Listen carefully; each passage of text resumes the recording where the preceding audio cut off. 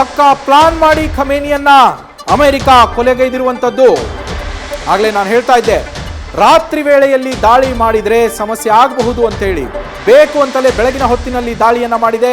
Khamenei ಕಚೇರಿಯಲ್ಲಿ ಇರುವಂತಹ ಸಂದರ್ಭದಲ್ಲಿಯೇ ನೋಡಿಕೊಂಡೇ ದಾಳಿಯನ್ನ ನಡೆಸಲಾಗಿದೆ.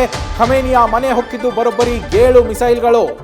ಉನ್ನತ ಅಧಿಕಾರಿಗಳನ್ನು ಕೂಡ ಗುರಿಯಾಗಿಸಿಕೊಂಡೇ ಈ ದಾಳಿಯನ್ನ ಮಾಡಲಾಗಿತ್ತು. ನಿಗದಿತ ಪ್ಲಾನ್ನಂತೆಯೇ ಅಮೆರಿಕ ಇಸ್ರೇಲ್ ಜಂಟಿಯಾಗಿ ಟಾರ್ಗೆಟ್ ಮಾಡಿ ಖಮೇನಿಯನ್ನ ಫಿನಿಶ್ ಮಾಡಿರುವಂಥದ್ದು. ನಾನು ಆಗ್ಲೇ ಹೇಳ್ತಾ ಇದ್ದೆ, ಪಕ್ಕಾ ಪ್ಲಾನ್ ಮಾಡಿಕೊಂಡೇ ಮಾಡಿದ್ದಾರೆ. ಇಸ್ರೇಲ್ಗೆ ಇದರ ಮಾಹಿತಿ ಇರುತ್ತೆ. ಖಮೇನಿ ಎಷ್ಟು ಹೊತ್ತಿಗೆ ಎಷ್ಟು ಜನರ ಜೊತೆಯಲ್ಲಿ ಯಾರ್ಯಾರ ಜೊತೆಯಲ್ಲಿ ಮೀಟಿಂಗ್ ಅನ್ನ ಮಾಡ್ತಾನೆ ತನ್ನ ನಿವಾಸದಲ್ಲಿ ಅನ್ನುವ ಮಾಹಿತಿಯನ್ನ, ಪಕ್ಕಾ ಮಾಹಿತಿಯನ್ನ ಪಡೆದುಕೊಂಡು ರಾತ್ರಿ ವೇಳೆ ಅವರ ಕುಟುಂಬ ಮಾತ್ರ ಇದ್ದಂತಹ ಸಂದರ್ಭದಲ್ಲಿ ದಾಳಿ ಮಾಡದೆ ಯಾವಾಗ ಅಧಿಕಾರಿಗಳು, ರಕ್ಷಣಾ ಸಚಿವರು, IRGC ಮುಖ್ಯಸ್ಥ ಸೇರಿದಂತೆ ಎಲ್ಲರೂ ಅಲ್ಲಿಗೆ ಬಂದು ಸೇರ್ತಾರೋ ಆ ಸಂದರ್ಭವನ್ನ ನೋಡಿ ಆ ಸಮಯಕ್ಕಾಗಿ ಕಾದು ಕುಳಿತುಕೊಂಡೇನೆ ಬೆಳಗಿನ ಹೊತ್ತಿನಲ್ಲಿ ದಾಳಿಯನ್ನ ಮಾಡಿರುವಂಥದ್ದು. ರಾತ್ರಿಯ ಸಂದರ್ಭದಲ್ಲಿ ಈ ದಾಳಿ ನಡೆದಿಲ್ಲ, ಬೆಳಗಿನ ಹೊತ್ತಿನಲ್ಲಿ ದಾಳಿ ನಡೆದಿದೆ. ಇದರಲ್ಲಿ 7 ನಿರ್ದಿಷ್ಟ ಗುರಿಯನ್ನ ತಲುಪುವಂತಹ ಮಿಸೈಲ್ಗಳನ್ನ ಬಳಸಲಾಗಿದೆ. ಇದರ ಜೊತೆಯಲ್ಲಿ 30-35 ಬಾಂಬ್ಗಳನ್ನ ಕೂಡ ಅಲ್ಲಿ ಹಾಕಲಾಗಿದೆ ಅಂತ ಮಾಹಿತಿ ಇರುವಂಥದ್ದು.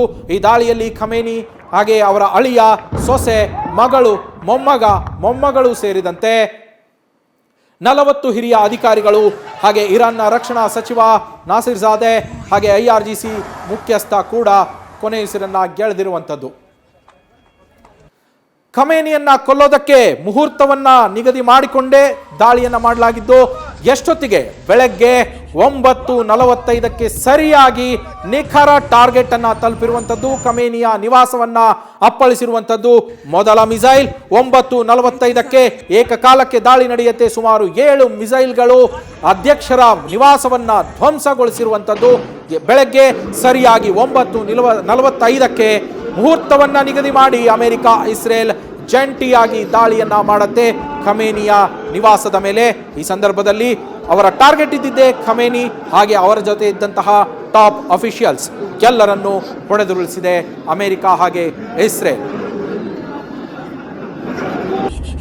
ಏನೋ ಸೆಂಟ್ರಲ್ ತೆಹರಾನ್ನಲ್ಲಿ ಇರುವಂತಹ ಮನೆ ಹಾಗೆ ಕಚೇರಿ ಮೇಲೆ ಅಧ್ಯಕ್ಷರ ಇರಾನ್ ಸರ್ವಾಧ್ಯಕ್ಷ ಏನಿದ್ದ ಅಯಾತುಲ್ಲಾ ಅಲಿ ಖಮೇನಿ ಆತನ ಅಧಿಕೃತ ನಿವಾಸ ಇದ್ದಂಥದ್ದು.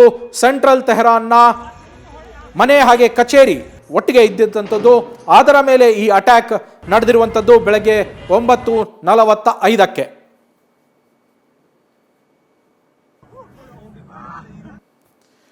ಖಮೇನಿಯ ಕಾಂಪೌಂಡ್ನ ಒಳಗೆ ನುಗ್ಗಿದ್ದು ನಾನಾಗಲೇ ಹೇಳ್ತಾ ಇದ್ದೆ, 7 ಮಿಸೈಲ್ಗಳು ಒಳನುಗ್ಗತ್ತೆ. 7 ಮಿಸೈಲ್ಗಳು ಒಳನುಗ್ಗಿ ಇಡೀ ಕಾಂಪೌಂಡ್ ಅನ್ನ ಧ್ವಂಸ ಮಾಡತ್ತೆ.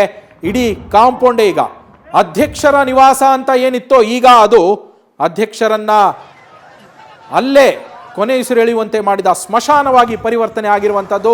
ಈ ವೇಳೆ ತಮ್ಮ ಕಚೇರಿಯಲ್ಲಿ ಅವರು ನಿತ್ಯ ಕೆಲಸದಲ್ಲಿ ಖಮೇನಿ ತೊಡಗಿರ್ತಾರೆ, ಅಧಿಕಾರಿಗಳು ಕೂಡ ಬಂದಿರ್ತಾರೆ. ಹಾಗೆ ಯುದ್ಧದ ವಾತಾವರಣ, ಯುದ್ಧ ನಡೀತಾ ಇರೋದ್ರಿಂದ ಅದರ ಬಗ್ಗೆ ಚರ್ಚೆಗಳು ನಡೀತಾ ಇರುತ್ತೆ. ಪ್ರಮುಖ ಜೊತೆಗೆ ಮಹತ್ವದ ಸಭೆಯನ್ನ ಅಲಿ ಖಮೇನಿ ಕರೆದಿದ್ರು.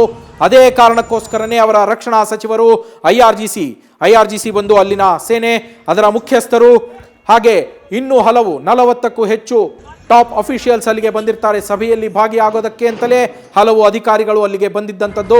ಆ ಸಂದರ್ಭದಲ್ಲಿ ನಡೆದಿರುವಂತಹ ದಾಳಿ, ಈ ಸಭೆಯ ಮಾಹಿತಿ ಅಮೆರಿಕಾದ ಗುಪ್ತಚರ ದಳಕ್ಕೆ ಸಿಕ್ಕಿತ್ತು. ಇಸ್ರೇಲ್ನ ಗುಪ್ತಚರ ದಳಕ್ಕೂ ಕೂಡ ಇದರ ನಿಖರ ಮಾಹಿತಿ ಇತ್ತು. ಈ ಹೈ ಲೆವೆಲ್ ಮೀಟಿಂಗ್ ಅನ್ನೇ ಟಾರ್ಗೆಟ್ ಮಾಡಿಕೊಂಡು ಅಟ್ಯಾಕ್ ಮಾಡಲಾಗಿರುವಂಥದ್ದು. ಈ ಅಟ್ಯಾಕ್ನಲ್ಲಿ ಖಮೇನಿ ಸೇರಿದಂತೆ 40ಕ್ಕೂ ಹೆಚ್ಚು ಜನ ಮೃತಪಟ್ಟಿರುವಂಥದ್ದು.